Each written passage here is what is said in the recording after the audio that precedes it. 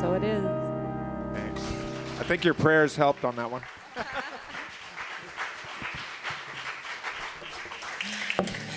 We opened the circle this morning praying for them to get through that song or for us to hear that it sounded wonderful. So it all worked, yes?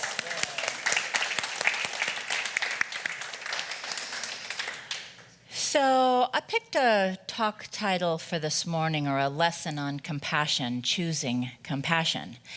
And one of my favorite places to go to research is TED Talks. And some time ago, I had seen Karen Armstrong, who actually TED gave her money for the Charter for Compassion, which she says pulled her out of the library researching the idea of compassion and putting the rubber to the road.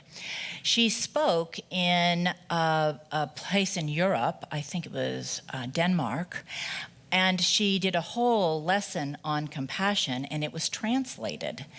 And after the lesson that she gave, the speech that she delivered, she was told that compassion, the word, had translated to pity. And that every time they had used the word, she had used the word compassion, the translator said pity. Now, the idea of compassion is talked a lot about today from the Dalai Lama, who was asked what is his religion. And after thinking for a moment, he said, "My religion is kindness." And all he does is teach about compassion. The theologians, the linguists are looking at our understanding of that word, and they say that to most of us, it's a hollow word. It's a word that sets up a separation between us and what's really possible, because people who have acts of compassion look different than we are. There's conversation about our having used the word tolerance when in the 70s we were faced with the challenges of trying to get equality. And tolerance is a terrible word with terrible definitions. It doesn't mean anywheres near, and let's see, always. I hate notes because I can never find them. I can never find where I want to say what I want to say. Okay, so I just won't. Anyway, the definition of tolerance is that you put up with something in a bad situation and make the best of it. And really, our racial issues need a lot more than just tolerance. Our difference issues need a lot more than tolerance. So there was a story of a monk who always felt a sense of separation whenever he was in a one-on-one. He could see the space that existed between himself and the person that he was facing.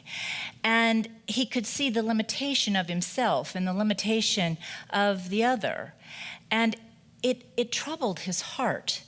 And one day, in a moment of that aha flash that we don't ask for but bestows itself upon us, he saw that the ether, the air, was God itself, and that there wasn't any separation, that we are hosted in that energy.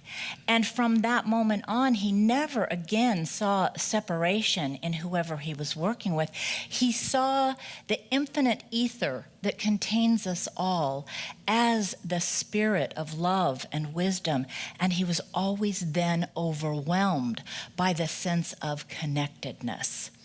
Now, the world is fascinated with some of these topics, and they look at them in some different ways. This particular journalist, Krista Tippett, says that we need to look at the word, we need to understand the word, but probably for most of us who have a kumbaya feeling about compassion, a better word to look at is kindness. And we have a practical sense of what it means to be kind and how to go about being kind. So she substitutes back and forth the word kindness for the word compassion. All major universities today are teaching a class on happiness. All of them. And Harvard was the very first school that came out with a class teaching students happiness. I think it was called The Science of Happiness, and hundreds of students showed up. They could never address how many people, how many teachers' assistants it took, and they were teaching mindfulness, not the religious aspect of mindfulness. They were teaching meditation. They were teaching compassion. They were teaching forgiveness. So Stanford has started a project on forgiveness, and they also have a class on happiness. And their teacher for happiness is Fred Luskin, and he is many places out there on the web, and you can see him doing a lesson or teaching about happiness. His information is fascinating, that people are starving for this peace within themselves, and that we have all been taught that it's in the stuff we have or get or do. It's in our accomplishments. It's in our possessions. It's in our education. It's in our car. It's in our appearance. It's in our clothes. It's in if I just get that one other thing. And of course, research today says no matter how much stuff you get, if you say, as soon as I get, I will be, you actually are saying to the universe, I'm separate from my good. And as Ernest Holmes reminds us, if you say I'm separate from my good, the universe says, so be it. You're separate from your good. And so you walk around in your life thinking you just need the right partner, you just need the right job, you just need the right bank account, you just need the right health and vitality, and then everything will be fine, but you can live a whole life without ever anything really being fine. I was in Whole Foods the other day. Whole Foods is an amazing market. I mean, if you just spend a moment in Whole Foods, I just will be very honest. I don't do gratitude in Whole Foods. I start in the door of Whole Foods, and the very first thing that I say to myself is, how could all those apartments in Bellaterra Court shop here? How can this happen? And where are all those cars parking, and where are they going, and how do those people get to Stater Brothers where the prices are better? That's my first comment going in to Whole Foods, okay? My next comment in Whole Foods is I don't recognize any of this stuff. It came from all over the world. What is this stuff? Where's the regular stuff that I always buy? And usually I'm in Whole Foods on a mission. So I can go into Whole Foods, buy the box of tea that I want, one box of tea, and walk out of Whole Foods because I'm overwhelmed. And then when I've got my one box of tea, I like to go to the 12 items or less counter line and count how many items everybody else is checking out with. Now, the good news is that the world of scientists are saying, this is how we've been socialized, and isn't that sad? All of us suffer from this because we haven't been socialized to walk into anything with gratitude. Fred Luskin says, go with gratitude. Now, there are 3 things that will make a difference when you have negative conversation in your head. One is to say, shut up. Works 50% of the time. Just say, shut up. Just say thanks, but no thanks. Get behind me. I'm not interested in that conversation. I've already heard you. You've gone off about that. How many things are in that person's basket? Do you see the 12? How many times have you done that? Well, probably a lot, Paula. Okay, shut up. The other one is to begin to focus on what you're grateful for. So then if you were in Whole Foods and you began to look around you and you thought of gratitude and you had to look for what blessings am I going to count here, that food comes from all over the world to that market.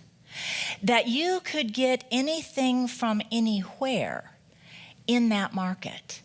That there is an aesthetics about it that isn't at my Stater Brothers. My Stater Brothers is over near Westminster.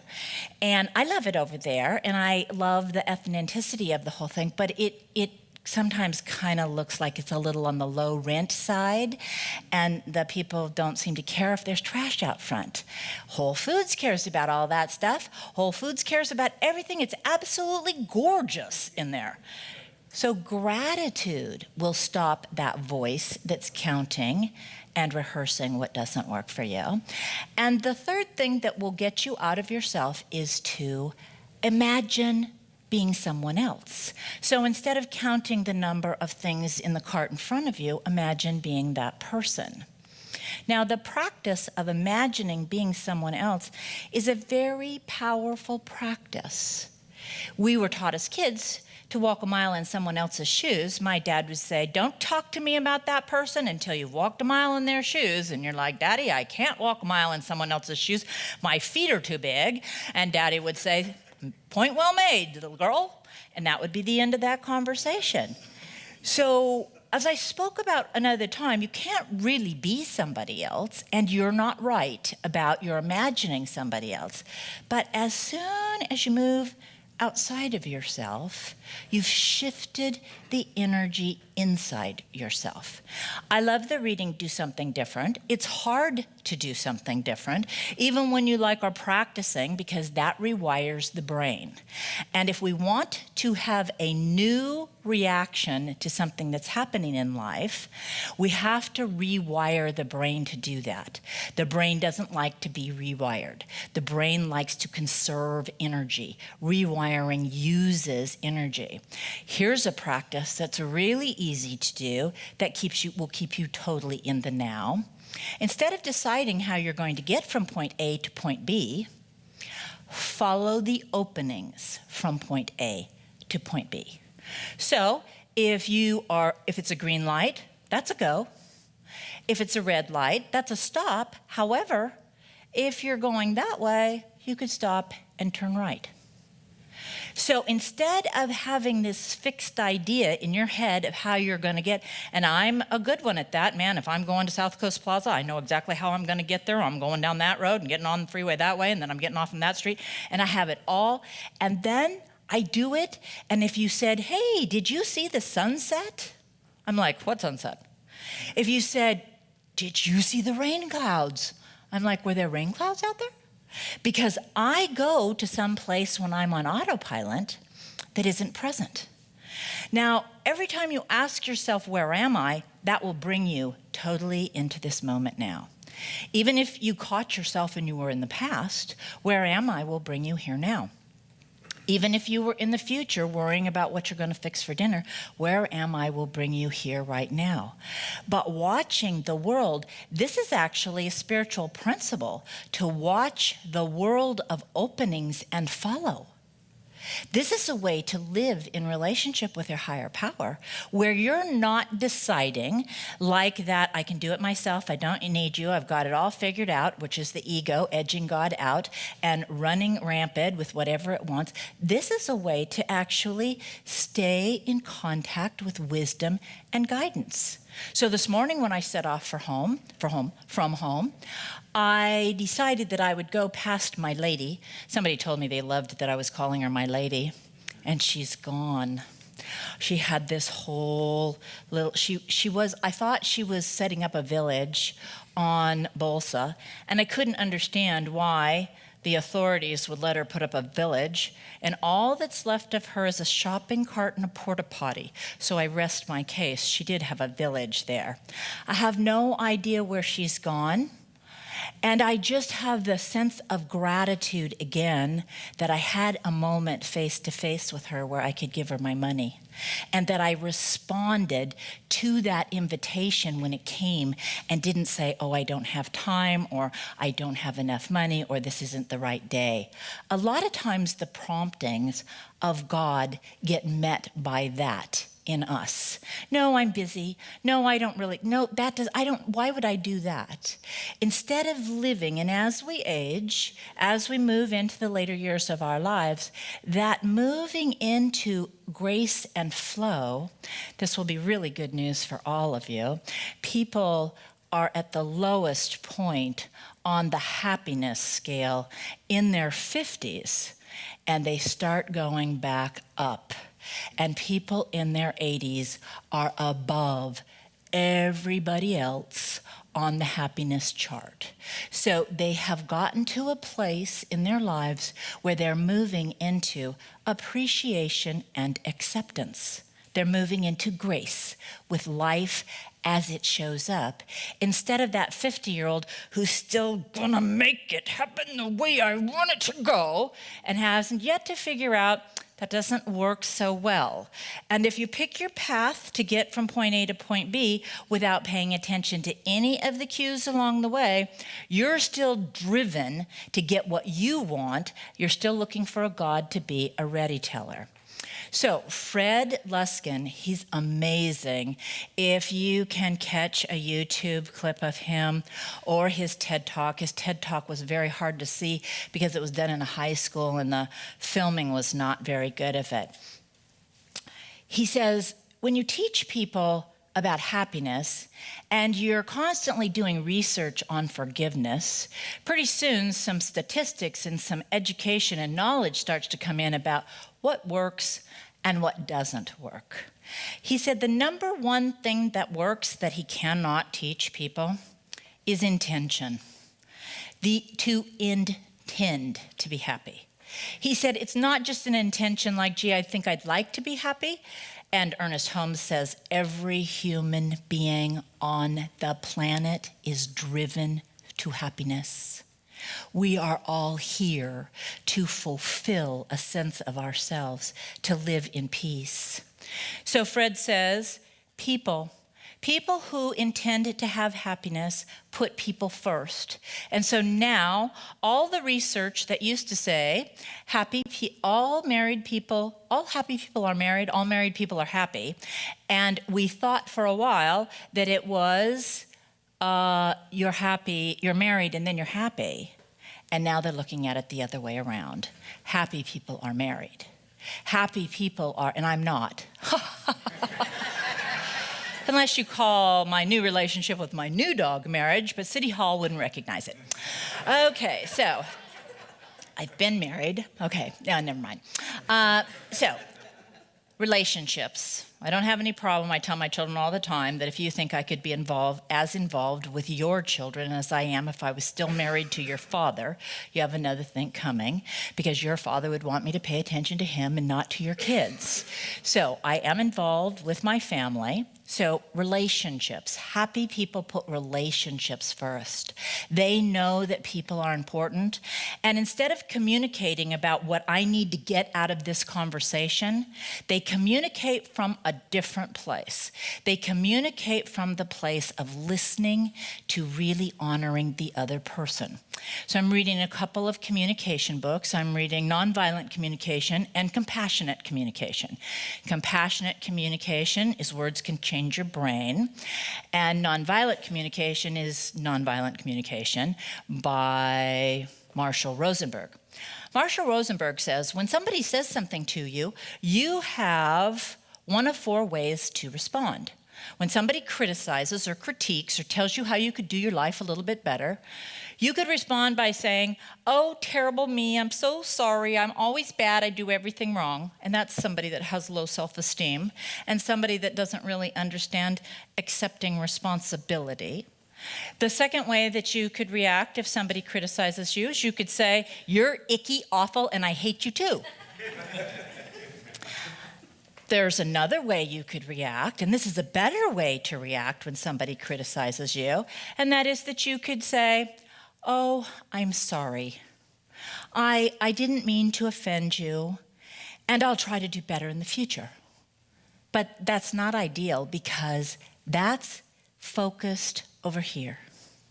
The compassionate way to respond to another person who has delivered a communication that's difficult is to say, wow, how did that make you feel?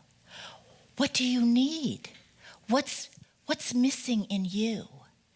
Now, what teachers of compassion are saying is that's the key to happiness, to get outside of yourself and get over there into them, and to ask them Compassionate communication says, just be quiet.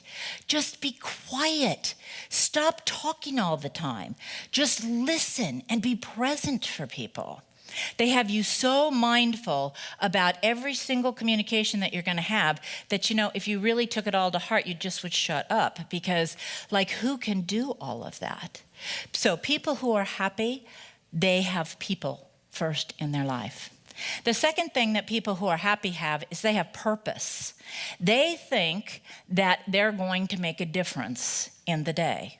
They think that there's something that they can do. And the hottest research that's on the market right now today says that the general, I think I'll make somebody happy today, is almost the antithesis of this concept, because you can't measure it and you don't know. So like Tom's shoes, he says, for every shoe I sell to you, I will give a pair of shoes to a person in need. That's a specific thing that he says that he will do. So what they say about us is they say, get up in the morning and say, I'm going to make one person smile today. Just one person. I already did it this morning. I was like, woohoo, okay. Now I can just not have to think about that again for the whole rest of the day, because I already got that. Except I'm going to teach you about the end of the day, a little bit of difference too. Okay, and so purpose, a sense of I matter in the world. Now, all over out there, they're talking about God made each one of us uniquely for a purpose. We have a gift. If we can find that gift and make that gift the core of everything we do, we will live a life full of purpose. If we don't know what our purpose is, go in service and it will be revealed to you. Go take care of, go find people in need and give, and it will be revealed. That's the way to discover what your purpose is. So they have purpose. They have people, they have purpose, and they have kindness. Now, kindness, actually, Fred says, you learned everything in kindergarten that you ever needed to know, and this is way so simple. It's just so simple that we've made it complex and said we couldn't figure it out. It's like this: stop complaining. Be nice. At the end of the day, ask yourself, who was nice to me and who was I nice to? And the reason for kindness and niceness is that if I'm kind to you and then I bumble, you have a better chance of forgiving me because I've kind of earned some credits with you by my kindness. Vice versa.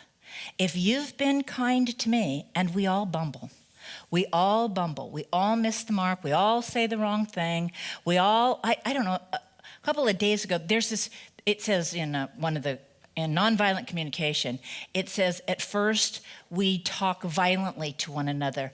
I feel bad because you did that. That's violent communication. That's blaming the other person. Then it said, when you start to practice communication skills, you become obnoxious, where you know that you have to tell the truth, you know that you have to say something, but you don't know how to say it, so you bumble it and you say really obnoxious things. I passed through that valley about 10 days ago. It was so bad. I just said, and I couldn't even apologize, although they do say, just say you're sorry. There was no excuse. There was no reason. I just said some crazy things. Then you get to the place where you think before you talk. Now, what we really need is that ability to forgive one another. We need it desperately. Because when we can forgive, when we have kudos with each other, then when we miss the mark, that empathy is easy to do. That compassion is easy to move into that other person and say, well, I've bumbled sometimes and that's not the end of the world. I've got a friend that we have been friends for years, and we can honestly say that we've never had a conflict of any kind. Now, that doesn't mean that we haven't gone a few weeks without talking to each other several times in the past, but we haven't had, and that's not that person didn't ever do anything wrong. Now, if you really think about loving, and if you think that the object of your love has to be perfect. If any of you have animals, you know that you love them and they aren't perfect. Like I got one that likes to leave a calling card in the house if the sliding glass door is closed during the night. Every time. I got another one that likes to bring field mice in, and then the other one. And so this morning, there was a live field mouse conversation going on in my backyard. Now, if I said that that little dog had to be perfect in order for me to love him, I wouldn't love him. He doesn't have to be perfect. Why would I think that another human being has to be perfect in order for me to love them, in order for me to be kind to them, in order for me to be compassionate? This work is not about them. This work's about us. You want to be happy. Everybody wants to be happy. Tell that voice that's recording how bad your night's sleep was to shut up. Tell that voice that goes into the market and doesn't look at the beauty around you, but starts to count the number of items in somebody else's cart. Stop.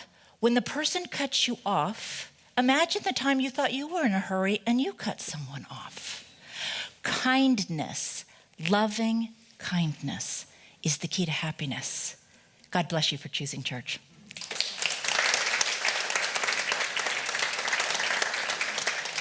So we take this moment and turn within.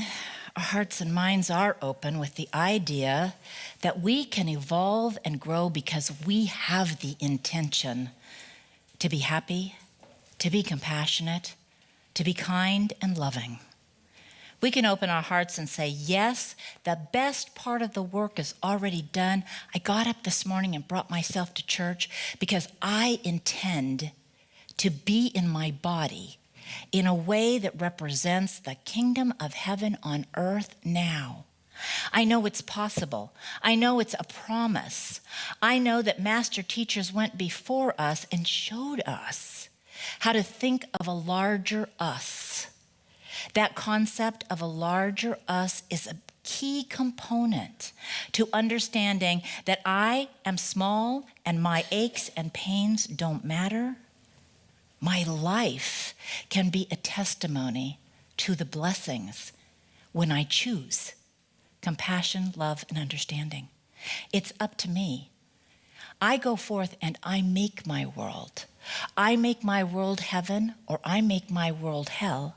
And the God that I love says, I love you anyway. It's your choice. The God that I love says, I know the truth about you. I want you to know the truth about yourself and about me. All things are conspiring for a greater good. It's up to you to notice, to accept, to receive, to celebrate, to live in gratitude. And if we cut ourselves off, the God that we love cannot give us any more than what we accept, what we project, what we intend to experience. The teachers say 3 to 5 blessings for one negative thought. Oh my gosh, that's a practice. Oh my gosh, I have eternity. Oh my gosh, thank you, God. I am awake enough to know there's a part of me that's old and needs to be let go of. And the new part of me is older and at peace and an understanding about the human condition and moving into kindness consciously. Thank you, God, for each of you, for this day, for this lesson. Thank you, God. And so it is. Amen.